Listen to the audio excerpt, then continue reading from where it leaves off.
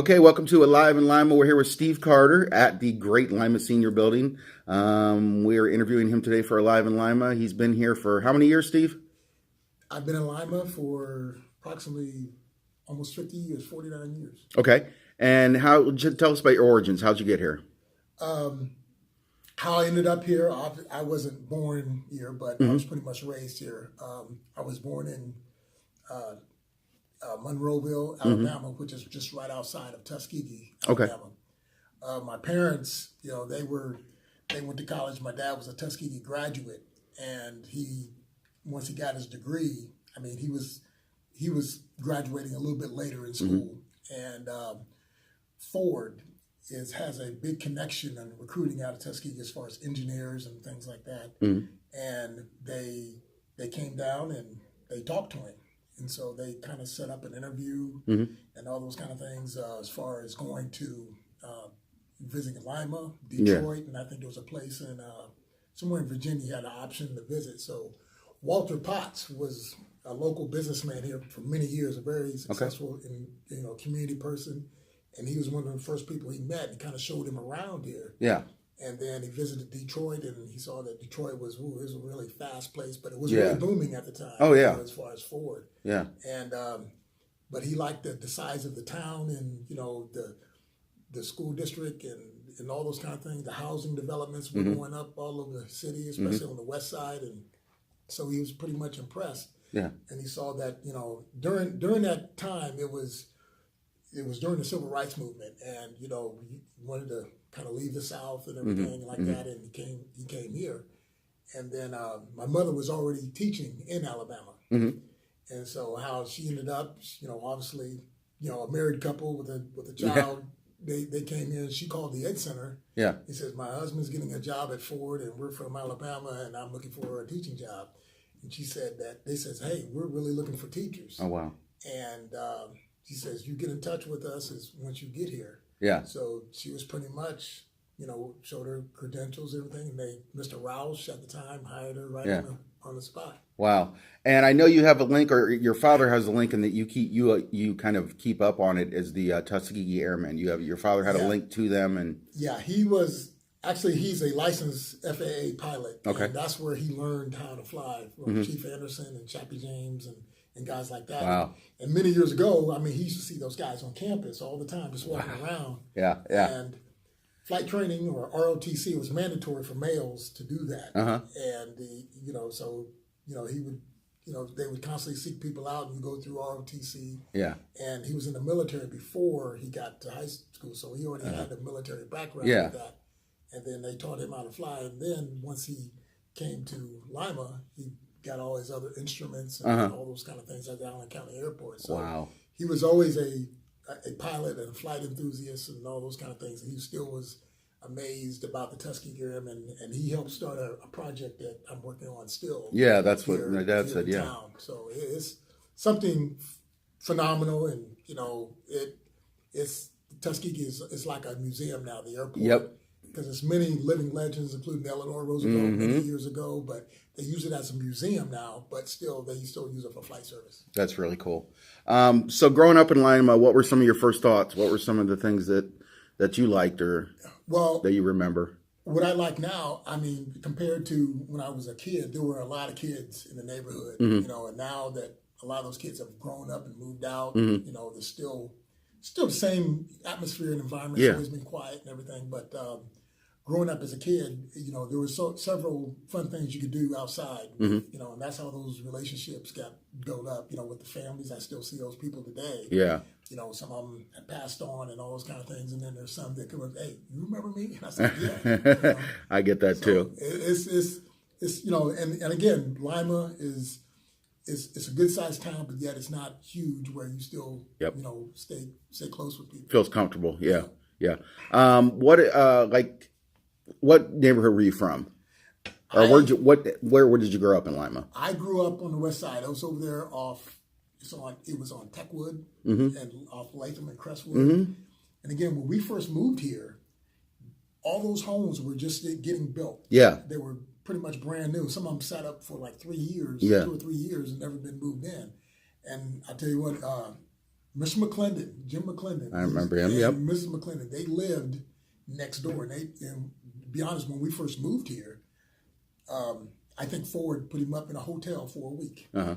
and said, that's about all we can do until you found Yeah, some yeah. housing. So we lived in this apartment house across the street on Elm Street where Cappy's was Yeah. located. Yeah.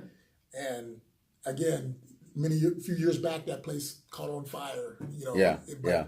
we lived there on the second floor, and then, my parents were saying, they were telling me this. I was much younger though, but he was saying, well, we got to find a house or something, And Mr. McClendon and Emily told us about this house next door to them, and we saw it and bought it, and they still live there, Boy, I haven't heard of Mr. McClendon. I haven't heard that name. You're the first one to bring it up. I haven't heard that name in ages, and I knew him as a child real well too. And yeah, that's pretty neat because that name just sparked my mind. Yeah. So as you grew up, as time went on, did you go to West or did you go to? Well, my mother, she taught at South. Okay. The first year she came here, 8th grade math, and then after that, she was going to. She got a job at Lowell. Yeah. Because she told the principal, and he was very all for it. He says, "Well, I'd like to be working towards the daycare." I was going to a daycare called Nancy Lou. It was I remember. Yep. Street, Oh yeah. kind of down the street from Chuck's. That's where I went to too. There was a that concrete slab is still there where that building. Yep. Used to be. Oh yeah. I went there too. So, but that wasn't my neighborhood. I went to Westwood when I was a kid, and that was a fairly new building. Yeah. When I first started going there, but that building nowadays it no longer exists. Yeah, They did the whole building reconstruction. Yeah. I went to West Junior High. They called it that then. Yeah. And then I'm a 1986 graduate. Okay. Lima Senior. Yeah, I remember you were 1 year ahead of me. Yeah. Yeah. And tell us about some of that, because I know you were a huge athlete in high school. So tell us about some of your athletic experiences just in high school when you went. Well, when I was in high school, I was a multi-sport athlete all the way through my younger years, all the way up to the end. And then I played baseball, and I was good at it, but, it was just something like, and I saw track. Yeah. And to be honest, I guess I developed a strong relationship with some of those guys, especially when I got to the middle school and I was playing football at this, during the fall. Yeah. People like, T.J. Lentz, John Sweeney, and guys like that, they had a pretty good influence on that. So I stuck with track during the spring and played football in the fall. And then I did that all through high school, playing football. And I ran track, ran on relays. I was a sprinter. And then I played. I was a defensive back in high school. Yeah, I remember seeing you and doing it in different. I mean, because I would go to the football games once in a while. I can remember seeing you and everything, and seeing you around school. And I mean, you were always known as a good athlete, as far as even amongst my friends and everything. I still tell the kids today. I said Coach Bennett was our indoor coach. Now he's coaching with me. So yeah, exactly. That's one of the things that's been inspiring over the years. I mean, I think it's a blessing that you get a chance to, for me, especially in the track program, to have met or coached with, throughout the course of your career. I met Ron Dotson. Of course, I never, ran for him and coached for him. He was already retired out, but they brought him one time to the Spartan Invitational. Oh, wow. Back in 2001. That's when I first became the track coach.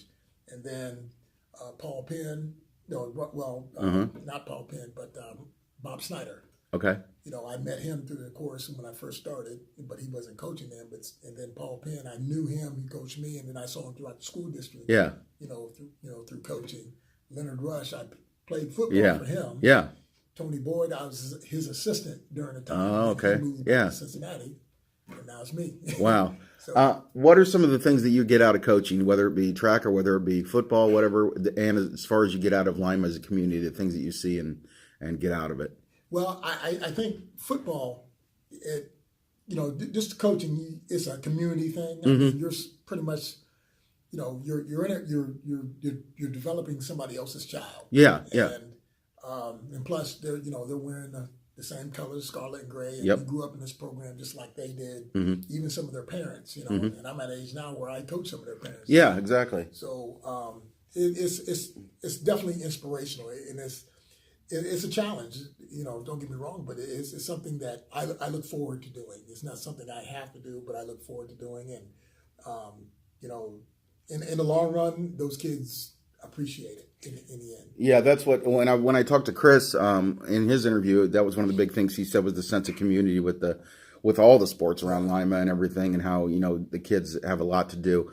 What are some of the things that you think that Lima needs, or not necessarily needs, but some way to get, because I discussed this with a couple other people, some way to get kids, to know that there is more out there, that there's better things to do besides getting into trouble? Well, I think some of the postgraduates from here, Mm-hmm. and some of them in the past have come back here and talked to the ones that, some of them have struggled after they left here, and it's like, hey, this is the route you don't want to go. You haven't made here, and all those kind of things, and that's something that's, we've tried to do in the past. Is we've had star athletes that were here, they've gone on to college or finished college, and they've gotten into a great career, male or female. Mm-hmm. They've done those things, and it seems that gives them an inspiration, because a lot of times, this is my realm here as far as coaching and everything. But he said, well, Coach, we never see you outside this place too much. So therefore, they need to see other people. Other places, yeah. And that's one of the things Chris was saying too. You guys both agree on that. As far as what you're doing now, and we talked a little bit about Lima Senior, but what are some of the things in the town that you see that you really like and you really appreciate? Or why do you stay? Why do you stay? A lot of people to this day ask me that. Lima's a nice town. It is. Regardless of what people say about it or don't say, I think when I first graduated from the University of Findlay, I wasn't sure if I was going to stay here or what, or try to find a way to leave. But my parents were here, lived here, and I think family is important. You want to be tied. And I have relatives scattered about the United States and everything. But Lima, I grew up here. I know the whereabouts, and there's the biggest advantage is you can get from one side of town to the other with less than 20 minutes or 15 minutes by car. Oh yeah. And I tell you another story. When I Leonard Rush, who was a former football coach, he was my neighbor. Oh wow! And he coached me, and it was a little bit different. Once I graduated from college, I graduated in business, business education, and he says, well, I need you to coach football. I need you to coach freshman football. You could help those kids and all that stuff. And at first, I wasn't sure I wanted to do that. Yeah. I was looking for a job, and I kind of like turned him down the first time. And then there was a principal in the school system, Mr. Marshall. He said, you can substitute teach until you find something in your field and everything. And so I started subbing and things like that. And then Coach Rush came to me again and said, I got a coaching job for you and all those things. So I said, well, I'll do it. And then the first day on, I loved it. I did, because I started, working with him, strength training and those kind of things. Then Tony Boyd, who was he was current track coach. He was just starting as the head coach. He says, well, I need an assistant. I'd love to have you. So I took it, and I was with him for 8 years as an assistant. And then after then, I've been obsessed with something I grew up in. Exactly. And, a lot of people that, when they look at Lima Senior football, some of my classmates are track, and they live in other cities and areas, and they see that school bus, Lima City Schools, and they say, we think of you. We had to stop by and say, oh. Yep. That's really cool, because I've seen that happen before too with other things. As far as Lima Senior goes, you went here, and not this school, but you went to the original Lima Senior, and you graduated everything, and then you said you went on to Findlay for college. Actually, it was Findlay College. My freshman year, going into my senior year, they changed it to the University of Findlay. Okay. And that's where I participated in. I played football, ran track, and Did you live in Lima while you did that, or did you live over in Findlay? Did you? Okay, I wasn't sure if you. Okay. Did you come back and visit though? Yeah, I did. Usually on weekends I'd spend a day or something like that. But it's pretty busy. If you're playing football, that takes a lot of time. And track meets, you're gone. Yeah. Every weekend. I understand. So it's doing two sports, especially at the college level. It's a challenge. You're really working a tight schedule. But I have no regrets for it. Findlay's a great school, and And I still recommend. I push my alma mater on a lot of kids here that that are athletes that did the same sports I did. Hey, you ever think about Finley or something like that? I mean, they're NCAA Division II. They won 4 national championships. Yeah. And your mom, since she was a teacher here for so long, and I know you wanted to bring her along, but she was a little shy, which is fine. Yeah. What are some of the things that you think that she thinks of Lima, or what has she said?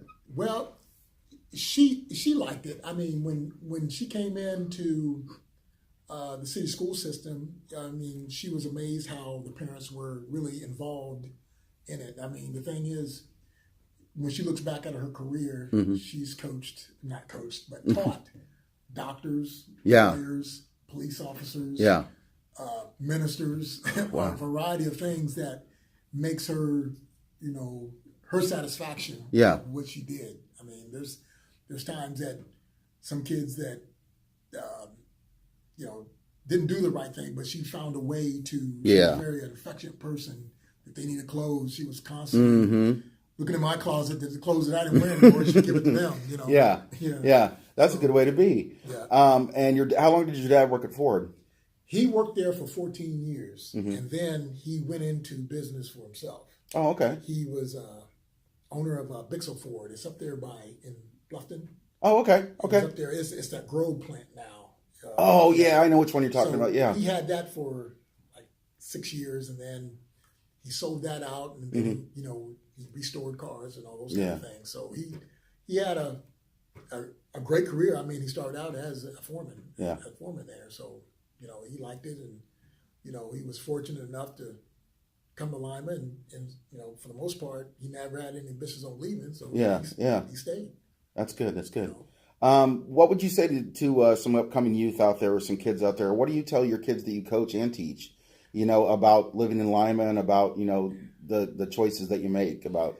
Yeah, I mean, well, but like I said, Lima, people know when you're living here for a long time, you get to know a lot of people, their families and things like that. But I usually say, you want to stay focused on trying to get your education, high school education. And again, in Lima, there's opportunities to get your higher education. You got Road State, you got OSU Lima, UNOH, Ohio Northern. So you don't have to go very far to get a graduate degree or anything like that. Yeah. So, I mean, there's a lot of conveniency, and even people from out of state, they come here and they say, Lima has everything we need. Even my relatives, they come up here at times. They say, you have a mall here, you got a car dealership here, you got furniture. He says, we got to drive 20 miles. If you want to buy a car, you got to drive 20 miles. There's no car dealer. You got a Walmart, but, if you want to go to a nice restaurant, you got to go out of town. Yeah. And that's nice that Lima's pretty central to, like Dayton and Fort Wayne and places like that. So if you do want to do something big and extra, you can go get that kind of big city feel or whatever. But But with kids, a lot of them say, well, the first chance I get, I'm leaving Lima, but you have to have a plan. Yeah. Oh, yeah. You got to work hard to graduate from high school, and then you have to learn a skill to do something. Whether it's mechanics, carpentry, you want to go into education or whatever it is, or even engineering. It takes work, just like if you're living in any other city. And a lot of times, it meets every need. If you search hard enough. Yeah. Oh yeah. I mean, some people want to be entertained every day, so I mean. They don't have professional teams here or anything like that. They have to go travel away to do that. But people that live in large cities, they probably live the same lifestyle as I do. Yeah, exactly. So Lima has the needs for everybody that. Yeah.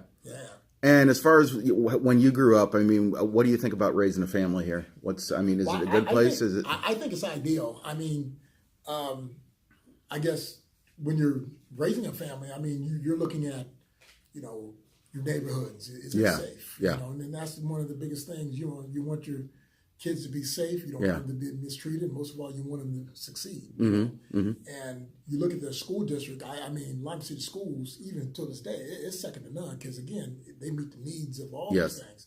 And I remember years back, my mother showed me her first pay stub. And it's probably like, it might have been like $6,000, for for a teacher. Usually that's like a supplemental.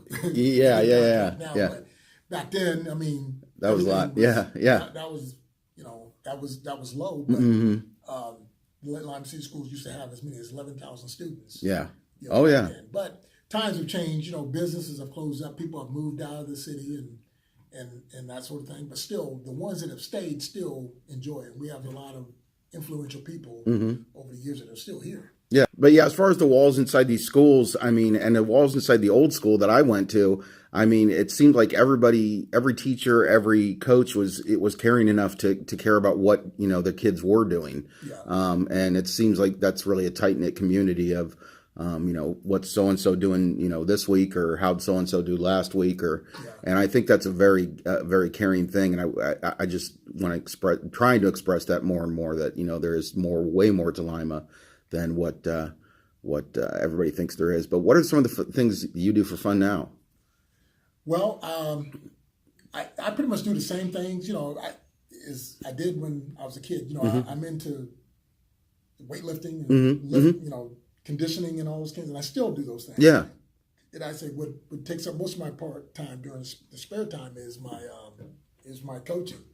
Now that, and as much as I'm a head coach, I do a lot of planning for that. And that sort of thing. But really, there's not a whole lot of things, and I play around with my cars and things like that. But that's my source of fulfillment and satisfaction. Yeah. Well, I mean, you knew me in kind of knew me in high school. I wasn't very big in sports, but as far as sports goes, I mean, it's got to feel good in Lima every night to go out on that field and hear that Lima crowd.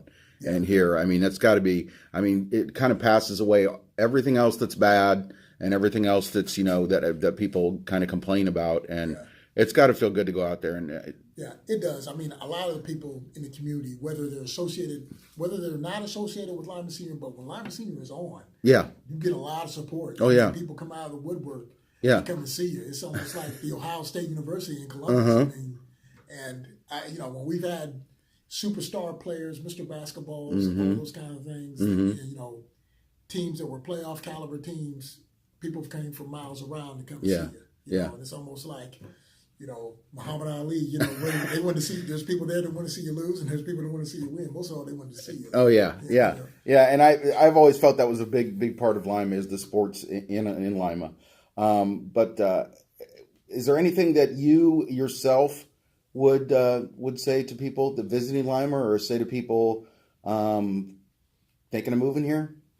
Well, it's a good question. A lot of people, when they first come here, usually they're here, based on their job placement, from there and everything. But usually they ask, what is there to do? And I said, well, we have movie theaters, we have malls, there's concerts, there's plays at the Civic Center, Encore Theater. They have a lot of things going on at the fairgrounds, a variety of things. But if you want to go to a professional game, obviously you have to go. But I said we have games here, high school. Yeah, games, exactly. Yeah, there's college games during the summers. There's the truck, monster truck thing. Yeah. So there's a lot of things especially for kids. Yeah, exactly. Now, even adults, there's quite a few. Yeah, there's a lot of good restaurants and stuff like that in Lima, and within the outskirts of Lima, it's great because years back I was driving my cousin back, and I said, "You're a flight enthusiast, right?" He says, "Yeah." I said, "When we're driving past Walpark," I said, "That's Neil Armstrong Strace Museum." And he's like, "Wow!" And then he kept waking me up. Like, hey, let's go see that museum.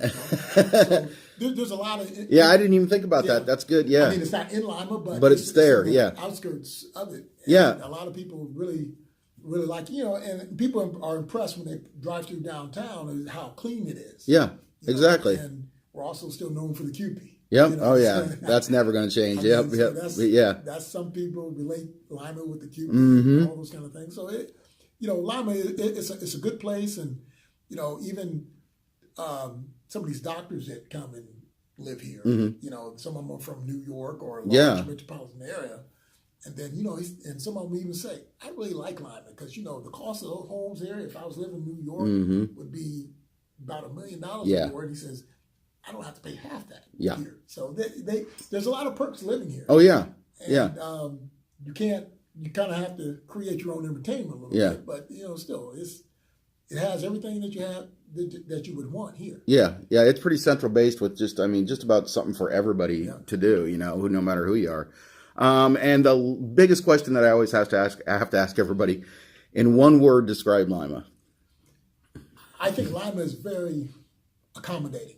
Accommodating. That's a new one. I haven't heard that one. It's I like that. And the reason why I say this, it meets every need. There's people from out of town that need to come to. We have 2 hospitals here. Yeah. We have car dealerships here. We have furniture stores. Once upon a time we had a train station here. Oh yeah. And one day we might get that back. Yeah. And then, we have Civic Center. Mm-hmm. We have even an airport. Mm-hmm. Hotels. A lot of celebrities have come through here. Yep. Politicians, all those things. So it's a very accommodative place, and it pretty much meets every need, just like our school district. Yeah. If you're in advanced placement, they have college access. They have all those kind of things right here in Lima. Exactly. And people that move here that have a family, they seem to like it.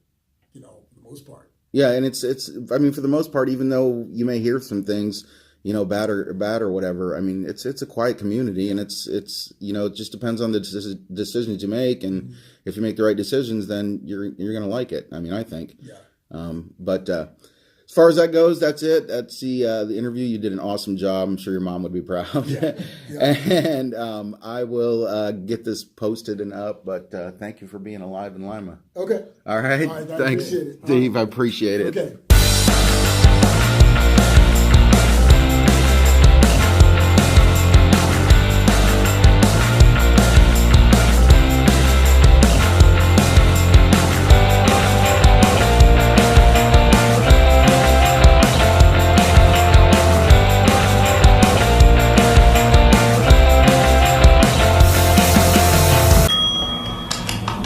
The dude is not in. Leave a message after the beep.